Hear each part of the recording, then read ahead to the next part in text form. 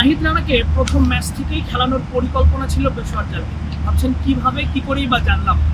একটু যদি দলটার শুরু প্রথম দুই ম্যাচ আপনারা লক্ষ্য করেন তাহলে দেখবেন যে বিদেশি আলজেরি জোসেফের সাথে পেশোয়ার জালমি খেলিয়েছে মোহাম্মদ আলীকে। পাকিস্তানি পেসার দুই ম্যাচে একেবারে যাচ্ছে তাই বোলিং করেছেন। প্রথম ম্যাচে 57 রান দিয়েছেন, পরের ম্যাচে 51 রান দিয়েছেন। একজন বিদেশি পেসার যিনি কিনা প্রতিপক্ষকে ঘাবড়ে দিতে পারেন এমন একটা খোঁজেই কিন্তু নাহিদ রানাকে পেশোয়ার জালমি নিয়েছিল। পাকিস্তানের বিপক্ষে টেস্টে নাহিদ রানা যে ধরনের বোলিং করেছিলেন সেটাতেই মুগ্ধ হয়ে বাবর আজম তাকে তার দলেই অর্থাৎ নাহিদ রানাকে তার দলেই নিয়েছিলেন।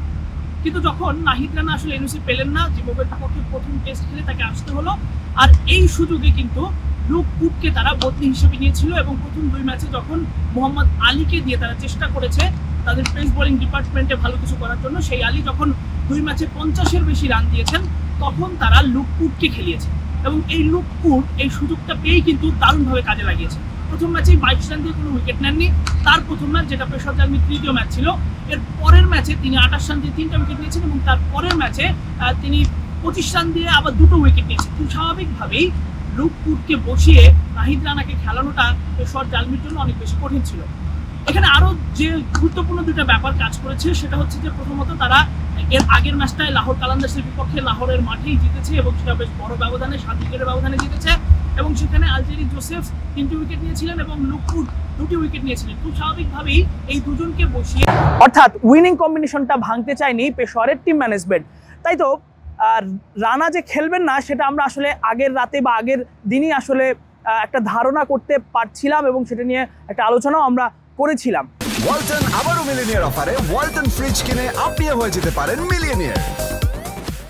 এবং আরেকটা বড় ব্যাপার হচ্ছে যে নাহিদ রানা পাকিস্তানে এসে পৌঁছেছেন যে ম্যাচটা শুরু হওয়ার 24 ঘন্টাও হয়নি। খুব স্বাভাবিকভাবেই তিনি যেহেতু ট্রানজিট হয়ে দুবাই হয়ে ঘুরে এসেছেন, একটা দীর্ঘ ভ্রমণ ক্লান্তি তার মধ্যে ছিল, যে কারণে তাকে এনেই ম্যাচ খেলিয়ে দেওয়া সেটাও হয়তোবা নাহিদ রানার জন্য ভালো কিছু হতো না। কারণ তিনি যে ধরনের এক্সপ্রেস গতির বোলার, তার পরিপূর্ণ রেস্ট কিংবা আমরা যেটা বলি অনেক সময় ওয়ার্কলোড ম্যানেজমেন্ট সেই ব্যাপারটা থাকে। তো খুব স্বাভাবিকভাবেই তাকে এনেই ম্যাচ খেলিয়ে দেওয়াটা তার জন্য হিতে বিপরীত হতে পারত এবং এ কারণে পেশোয়ার জালমিকে ধন্যবাদ দিতেই হয় যে আরেকটু সময় নিয়ে তারা যে কাজটা আজকে করেছে তাকে কিন্তু না খেলালেও মাঠে নিয়ে এসেছে এবং দলের টিম ম্যানেজমেন্ট থেকে শুরু করে দলের যে ক্রিকেটাররা তাকে দারুণভাবে অভ্যর্থনা জানিয়েছেন। আমরা দেখেছি সায়েম আয়ব, মুস্তাক আহমেদ সবাই তাকে বেশ দারুণভাবে তাকে কিন্তু স্বাগত জানিয়েছেন কিংবা তাকে আসলে ওয়েলকাম করেছেন এবং যে টিম বন্ডিংয়ের দরকারটা ছিল ক্রিকেটারদের সঙ্গে পরিচিত হওয়া কিংবা মাঠটার সঙ্গে পরিচিত হওয়া, সেই কাজটা কিন্তু তারা করিয়েছে নাহিদ রানাকে দিয়ে প্রথম দিনই।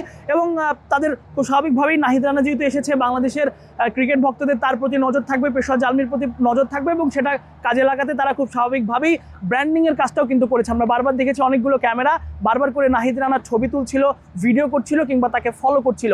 এবং যেটা বলছিলাম আসলে যে কাজটা খুব বেশি জরুরি ছিল যে নাহিদ রানার টিম বন্ডিংটা করানো সবার সাথে, সেই কাজটা কিন্তু পেশোয়ার জালমি করেছে।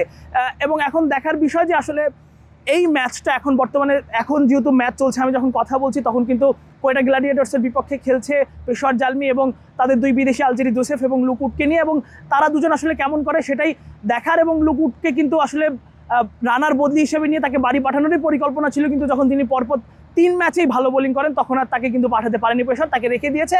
এখন খুব স্বাভাবিকভাবেই রানার জন্য লড়াইটা অনেক বেশি এবং তিনি যদি শুরু থেকেই খেলতেন তাহলে হয়তো বা এতদিনে তার জায়গাটা তিনি পাকা করে ফেলতেন, যেটা রিশাদের ক্ষেত্রে আমরা দেখেছি যে তিনি শুরু থেকে ছিলেন এবং 3টার মতো 4টার মতো ম্যাচও তিনি খেলে ফেলেছেন। তো নাহিদ রানা যদি শুরু থেকে থাকতেন তাহলে হয়তো বা বলাই যেত যে তিনি এতদিনে দলটার 5 ম্যাচের মধ্যে অন্তত হলেও 2 থেকে 3টি ম্যাচ খেলে ফেলতেন। এখন দেখার বিষয় যে পরের ম্যাচে আসলে নাহিদ রানা কেমন করেন এবং 2টা প্র্যাকটিস সেশন রয়েছে কিন্তু এখানে, এবং এই প্র্যাকটিস সেশনে তাকে গতি দিয়ে ভরকে দিতে হবে, গতি দিয়ে আসলে টিম ম্যানেজমেন্টের মন জয় করে নিতে হবে, তাহলেই হয়তো বা পরের ম্যাচে নাহিদকে আমরা দেখতেও পারি। সেই পর্যন্ত সবাই ভালো থাকুন, সুস্থ থাকুন।